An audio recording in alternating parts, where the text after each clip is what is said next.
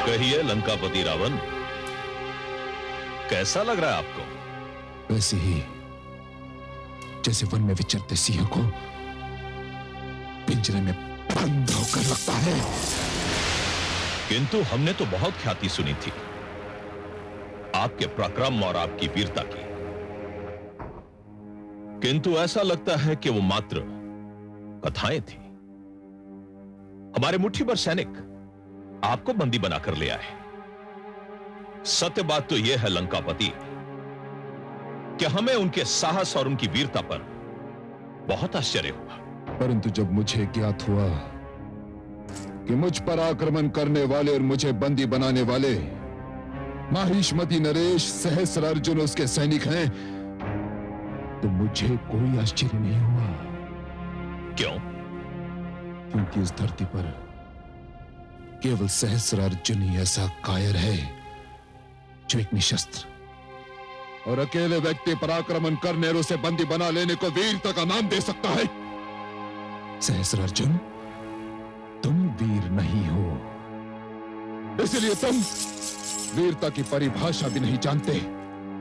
छल, कपट और धोखे को तुम वीरता कहकर पुकारते हो।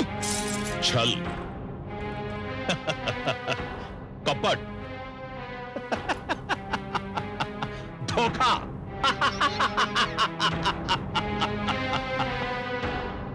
ये शब्द उस व्यक्ति के मुंह से निकल रहे हैं जो सिर से पैर तक छल की चलती फिरती मूर्ति है, जिसका सारा जीवन कपट की विशाल गाथा है और धोखा जिसके चरित्र का प्रधानतम अंग है। नहीं लंकापति, तुम जैसा व्यक्ति मेरी वीरता पर प्रश्न चिन्ह लगाने का अधिकार नहीं रखता। तुम वीर होते तो मुझ पर उस समय आक्रमण क्यों किया जब मैं भगवान शिव की आराधना में लीन था? सामने से किया होता आक्रमण, कहकर किया होता। उस समय किया होता जब मेरे हाथों में अस्त्र शस्त्र होते। सहस्र अर्जुन, उस समय किया होता। तुमने मेरी तपस्या भंग और छल जैसे दो अपराध किए हैं। दो अपराध सहस्र अर्जुन। मुझ पर छल का आरोप लगा रहे हो लंकापति, जबकि समस्त संसार जानता है कि तुमने अपने भ्राता कुबेर के साथ छल करके उससे लंका छीन ली थी। उसे इतना आतंकित कर दिया था कि वो विवश होकर लंका छोड़कर भाग गया। सत्य बात तो यह है लंकापति कि तुम राजा नहीं, मात्र आतंकवादी हो। आतंकवादी।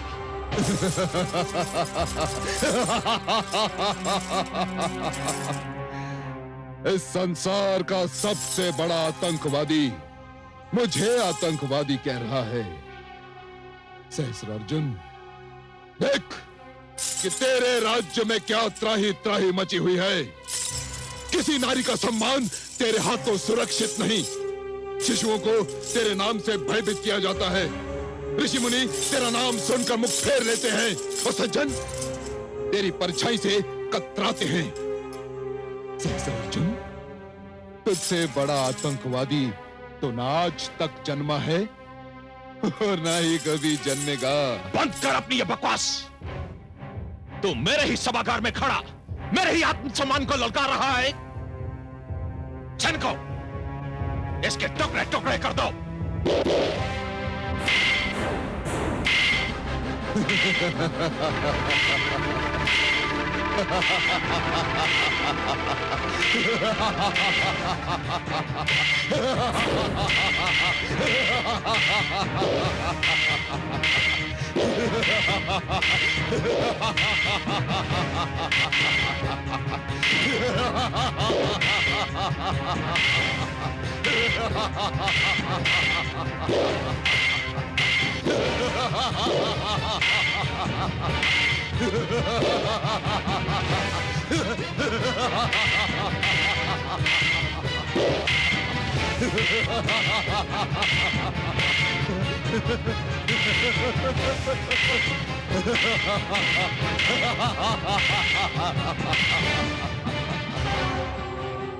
सहस्रार्जुन, मुझे कोई नहीं मार सकता।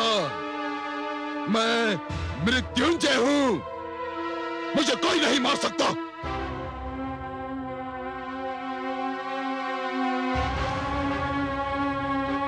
ले जाओ इसे और डाल दो इसे कारागार के गर्भ में। लंकापति, यदि तुम मेरे हाथों मर नहीं सकते तो यह भी जान लो कि तुम मेरे होते हुए इस नीले आकाश के तले जी भी नहीं सकते। तुम्हारी मृत्यु पर तो मेरा अधिकार नहीं, परंतु तुम्हारी स्वतंत्रता पर मेरा अधिकार अवश्य है। आज के दिन से आने वाले 10 वर्षों तक तुम सूर्य का मुख भी नहीं देख पाओगे। ले जाओ इसे।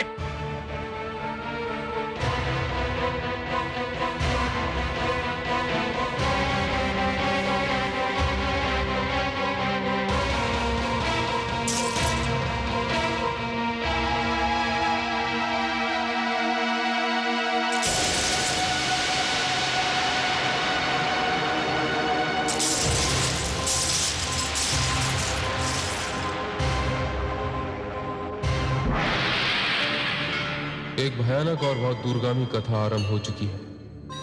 क्या हो गया है गुरुदेव? एक लौह दूसरे लौह से टकरा गया। सहस्त्र अर्जुन ने मेरे एक भक्त को बंदी बना लिया। तब तो आप शस्त्र अर्जुन को अवश्य दंडित करेंगे। नहीं वत्स, सहस्त्र अर्जुन को दंड देने का कार्य विधाता ने किसी और के भाग्य में लिखा है। और वैसे भी मेरे भक्त लंकापति रावण को अपनी शक्ति पर बहुत अभिमान हो गया था। सहस्त्र अर्जुन के इस कार्य से रावण के अभिमान की कम से कम एक परत तो कम हो ही जाएगी। मेरे लिए क्या आज्ञा है गुरुदेव? तुम्हारे अभ्यास का पहला चरण आज से आरंभ होगा वत्स। हे गुरुदेव, मुझे क्या करना होगा? तुम्हें हिमजल में खड़े होकर धनुर्विद्या का अभ्यास करना होगा। प्रत्येक बाण छोड़ने के पश्चात तुम्हें अपना हाथ उस शीतल हिमजल में डुबोना होगा। तुम्हारा यह अभ्यास एक दो दिन का नहीं होगा, पूरे 10 वर्ष का होगा।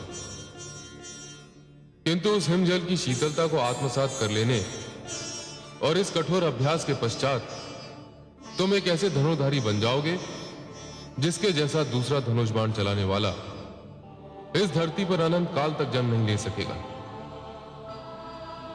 जाओ वत्स, अपने अभ्यास का शुभारंभ करो।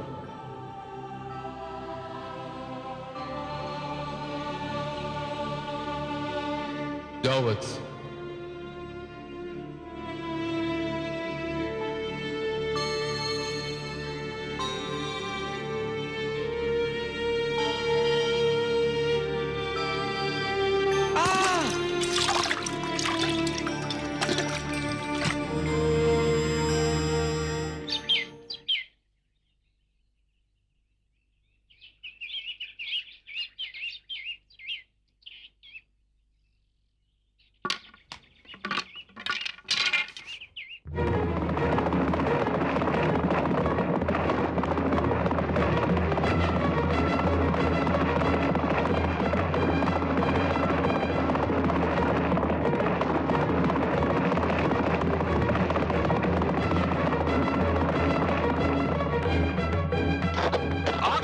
आश्रम को। नहीं राजन, इतने निर्दयी मत बनिए। अभी तो इस आश्रम को बने एक पहर भी नहीं बीता है।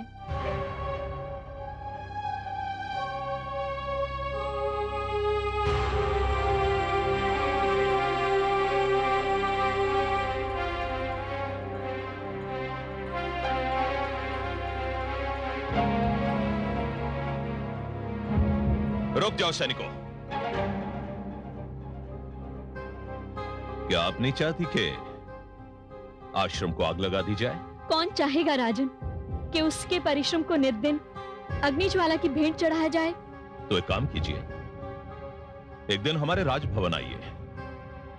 हो सकता है कि ऋषि और हमारे बीच कोई संधि का मार्ग निकल आए। आप नहीं जानती देवी कि आपके प्रति हमारे मन में एक विशेष स्थान है। दुष्ट, अपनी जीवा को वश में रख। स्वामी,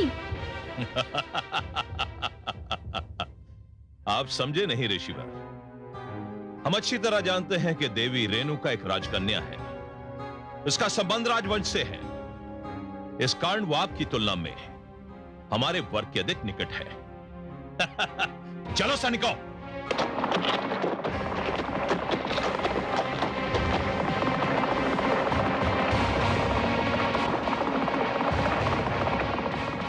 तुमने मुझे क्यों रोका रेणुका? मैं उस दुष्ट को उसकी दुष्टता का उत्तर अवश्य देता। स्वामी वो पागल है और पागल कभी किसी की नहीं सुनता। वो केवल अपनी कहता है और मैं नहीं चाहती स्वामी कि वो किसी प्रकार की हानि आपको पहुंचाए।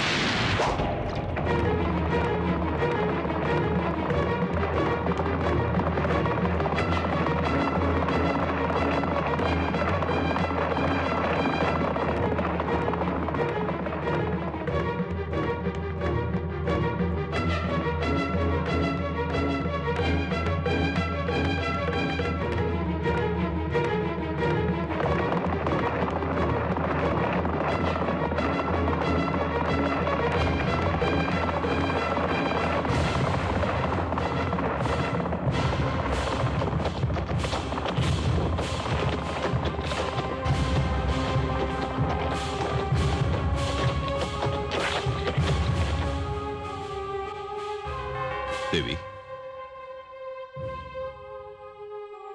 आप चाहते क्या हैं राजन? क्यों आप बार बार हमारी एकाग्रता को भंग करने के लिए आ जाते हैं? तुम्हें यह बताने के लिए देवी कि कोमल पुष्प केवल मधुवन की शोभा बनते हैं। यदि आपको ये पता है तो आपको इस बात का भी ज्ञान होगा राजन कि राजा राजमहलों की शोभा बढ़ाते हैं। वे बार बार आश्रमों और पाठशालाओं पर आकर अपने घोड़े की टापों से उनका विध्वंस नहीं करते, उनका नाश नहीं करते राजन। हम केवल राजा नहीं देवी, सम्राट सहस्त्रार्जुन है। यह पूरा क्षेत्र हमारा है और इस क्षेत्र के कण कण पर हमारा अधिकार है। आप कब तक हमारी सहनशीलता की परीक्षा लेते रहेंगे राजन? विचित्र बात है, यही प्रश्न तो हम आपसे करने वाले थे। अर्थात कब तक ली जाती रहेगी हमारी सहनशीलता की परीक्षा? अब तक हम शीतल पवन के झोंके के लिए दम साधे खड़े रहेंगे। प्रतीक्षा करते करते एक दिन तुम्हारा दम घुट जाएगा राजन। मैं सहस्रा अर्जुन हूं देवी।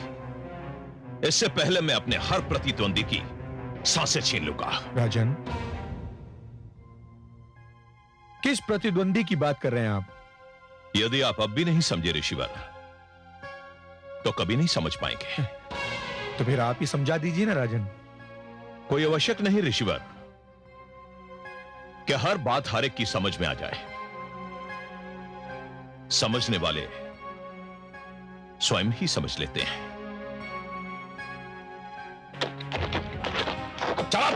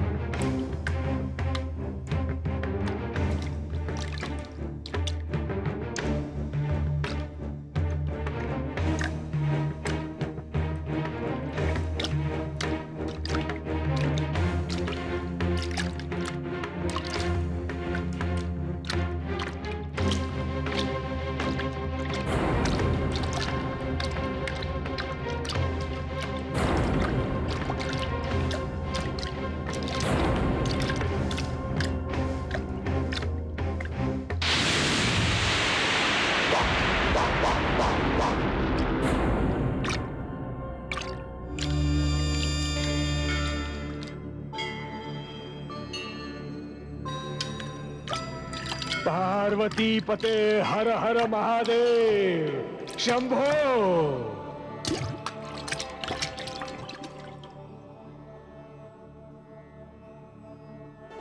शंभो,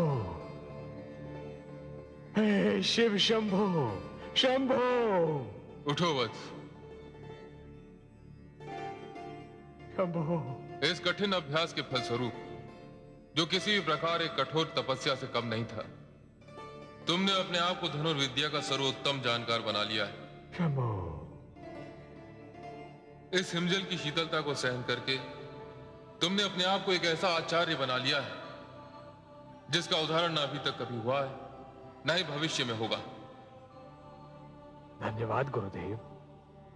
परंतु हे शंभो, हे देवाधिदेव, मैं आचार्य नहीं बनना चाहता। मेरे जीवन का प्रथम और अंतिम लक्ष्य धूर्त सहस्रार्जुन के आतंक का अंत करना है, जो उसके वध के बिना संभव नहीं है। शिव शंभो, मैं जानता हूं, जितने समय तुम अपने अभ्यास में लीन थे, वो दुष्ट इतना बड़ा आतताई, आतंकवादी और बलात्कारी बन चुका है कि सारी धरती कर्रा उठी है। उसने आपके पिता सहित सभी ऋषियों का जीवन दयनीय बना दिया है। अब उसके आतंक का अंत करना आपके हाथों में। मेरा आशीर्वाद आपके साथ है। हे देवाधिदेव, परंपरा है कि शिक्षा पूर्ण होने के उपरांत हर शिष्य अपने गुरु के चरणों में गुरु दक्षिणा अर्पित करता है। मुझे आदेश दीजिए हे शिव शंभो कि आपके चरणों में यह आपका शिष्य क्या गुरु दक्षिणा भेंट करे। गुरु दक्षिणा गुरु का जन्म सिद्ध अधिकार है, वो तो मैं अवश्य लूंगा, किंतु अभी नहीं। अभी तो जो आपकी इच्छा है वही मेरी इच्छा भी है। सहस्र अर्जुन के अत्याचारों का अंत जब यह कार्य संपन्न हो जाएगा, तब मैं गुरु दक्षिणा भी अवश्य लूंगा। हे देवाधिदेव, हे शिव शंभो, आप जब भी गुरु दक्षिणा मांगेंगे और जो भी मांगेंगे, मुझे उसे देने में हार्दिक प्रसन्नता होगी।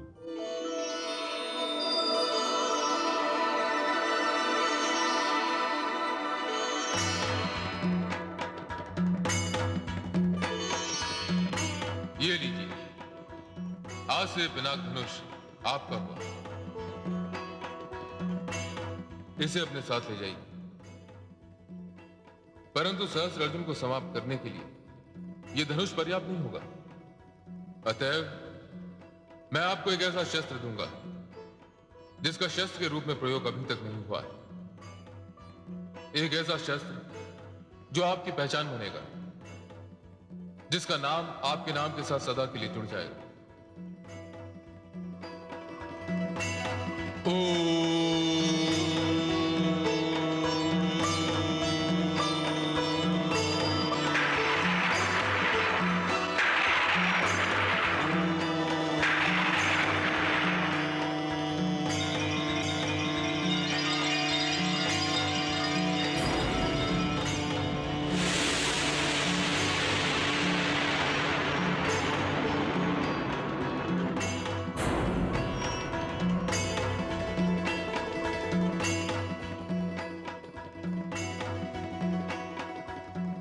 हे राम, ये परशु है, इसे लीजिए और अपने अभियान का शुभारंभ कीजिए। इस परशु के कारण आपका नाम परशुराम होगा। आप अनंत काल तक इसी नाम से जाने जाएंगे। ये परशु आपकी पहचान बनेगा।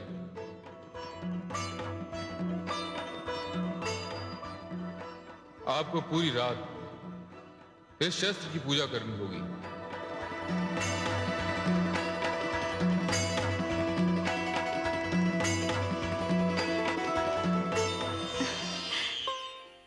बधाई हो कमल नयन, बहुत बहुत बधाई हो। मैं न कहती थी कि आपका अंश अवतार यदि हमारे शिव शंभू के पास जा रहा है तो वहां से कुछ ऐसा ही लेकर लौटेगा जो आज तक कभी किसी ने नहीं पाया। हे पद्मनाभ, जिस प्रकार ताल कभी किसी को प्यासा नहीं लौटने देता, उसी प्रकार हमारे शिव शंभू के द्वार से कभी कोई रिक्त हाथ नहीं लौटता। उन्होंने आपके अंश अवतार को न केवल ऐसा शस्त्र दिया है जिससे कोई नहीं बच सकता, वरन एक ऐसा नाम भी दिया है जिसे सदा के लिए संसार स्मरण रखेगा। बधाई के लिए बहुत धन्यवाद महादेवी, परंतु सत्य पूछिए तो मैं ये निर्णय ही नहीं कर पा रहा हूं कि इस अवसर पर मुझे हर्षित होना चाहिए या चिंतित। क्यों? आप ऐसा क्यों कह रहे हैं कमल नयन? आपका अंश अवतार सहस्त्रार्जुन के आतंक को मिटाने जा रहा है। ये तो हर्ष का विषय है, इसमें चिंता की क्या बात है?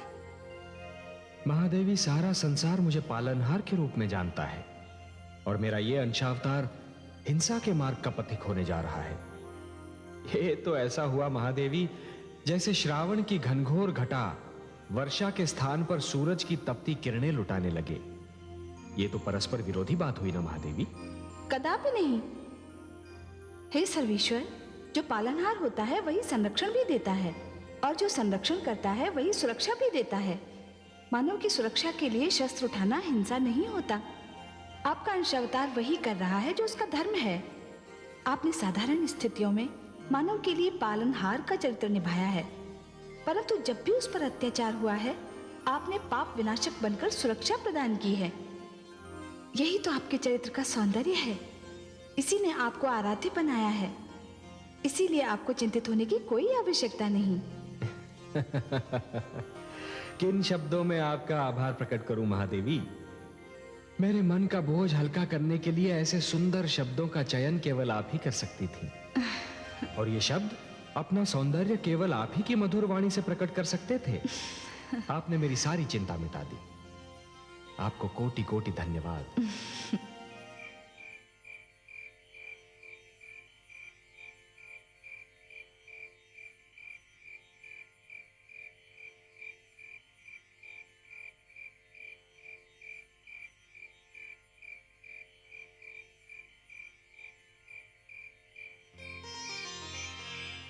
रेणुका,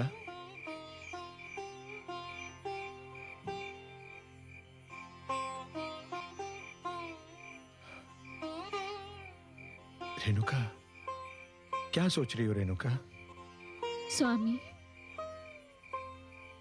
पूरे 10 वर्ष बीत गए हैं, मैंने राम को नहीं देखा। पता नहीं जीते जी मैं उसका मुख देख भी पाऊंगी कि नहीं। ऐसा मत कहो रेणुका, धीरज रखो। भगवान के घर देर है, अंधेर नहीं है। वो अवश्य लौटेगा। कब लौटेगा स्वामी? जब मेरे नैनों की ज्योति बुझ चुकी होगी, जब मेरे सांसों की श्रृंखला टूट चुकी होगी, तब लौटेगा स्वामी। ऐसा मत कहो रेणुका। मुझे पूरा विश्वास है कि अब उसके लौटने में अधिक समय नहीं है। और फिर वैसे भी हमारे शेष 4 पुत्र तो हमारे साथ ही है ना। पिताश्री, क्या बात है पुत्रों? लगता है उस दुष्ट सहस्त्रार्जुन को हमारे इस ठिकाने का भी पता चल गया। हाँ पिताश्री, उसके सैनिक तो इसी ओर आ रहे हैं। दुष्ट हमें धरती के किसी भी अंश पर चैन से जीने नहीं देगा। जिसने अपनी शक्ति का दुरुपयोग करने की ठान ली हो रेणुका, उसका सामना धीरज और सहनशीलता से किया जा सकता है। समाप्त हो गई है मेरी सहनशीलता, टूट गए हैं मेरे धीरज के बांध। अब मैं और धीरज नहीं धर सकती स्वामी। तो और हम कर भी क्या सकते हैं? मैं स्वयं दुष्ट सहस्त्रार्जुन के समक्ष जाऊंगी स्वामी। क्या? और तुम उसके समक्ष पहुंचकर क्या करोगी? मैं उससे ये कहूंगी स्वामी कि आतंक और अत्याचार की भी एक सीमा होती है। कदाचित एक स्त्री की फटकार सुनकर उसे लज्जा आ जाए। नहीं रेणुका, मैं आपको उसका परामर्श नहीं दूंगा। क्यों स्वामी? देखो रेणुका, सहस्त्रार्जुन जो कुछ कर रहा है वो जानबूझकर कर रहा है, सोच समझ कर रहा है। लज्जा, आचरण, सभ्यता और शालीनता जैसे शब्द उसने अपने शब्दकोश से निकाल फेंके हैं। आप उसकी भाषा समझ नहीं पाएंगी और वो आपकी भाषा समझना नहीं चाहेगा। रेणुका, आपको वहां जाने से कोई लाभ नहीं होगा। स्वामी, मैं एक ऋषि पत्नी भी हूं और एक राजकन्या भी।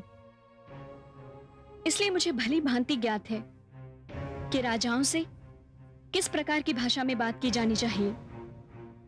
मेरा विश्वास कीजिए स्वामी, जिस प्रकार मैं सहस्त्रार्जुन से बात करूंगी, उसकी निर्लज्जता का कवच चीर चीर हो जाएगा।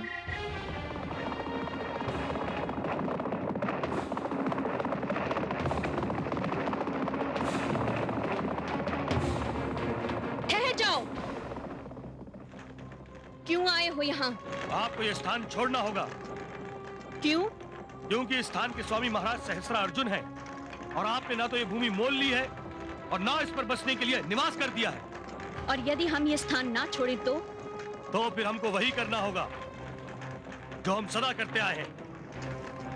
तुम्हारा आश्रम जला देंगे हम। यही महाराज का आदेश है। तब तो मैं स्वयं तुम्हारे महाराज के समक्ष जाऊंगी और उन्हें बताऊंगी कि उनका अत्याचार और हमारा धैर्य दोनों अपनी अपनी सीमाएं पार कर चुके हैं।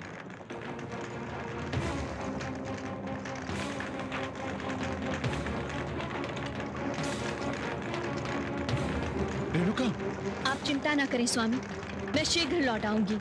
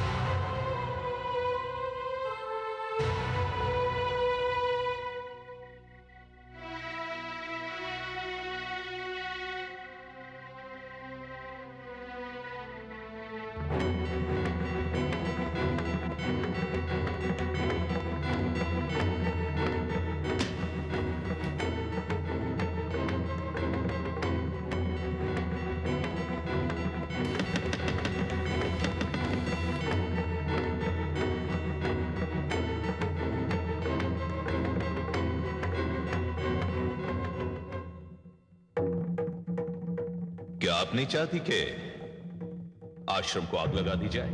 कौन चाहेगा राजन कि उसके परिश्रम को नित दिन अग्नि ज्वाला की भेंट चढ़ाया जाए? तो एक काम कीजिए, एक दिन हमारे राजभवन आइए। हो सकता है कि ऋषि और हमारे बीच कोई संधि का मार्ग निकल आए। आप नहीं जानती देवी कि आपके प्रति हमारे मन में एक विशेष स्थान है। आप समझे नहीं ऋषिवर। हम अच्छी तरह जानते हैं कि देवी रेणुका एक राजकन्या है, उसका संबंध राजवंश से है। इस कारण वो आपकी तुलना में हमारे वर्ग के अधिक निकट है। यदि आप अब भी नहीं समझे ऋषिवर, तो कभी नहीं समझ पाएंगे। तो फिर आप ही समझा दीजिए ना राजन। कोई आवश्यक नहीं ऋषिवर कि हर बात हर एक की समझ में आ जाए। समझने वाले स्वयं ही समझ लेते हैं। कोई आवश्यक नहीं ऋषिवर कि हर बात हर एक की समझ में आ जाए। समझने वाले स्वयं ही समझ लेते हैं।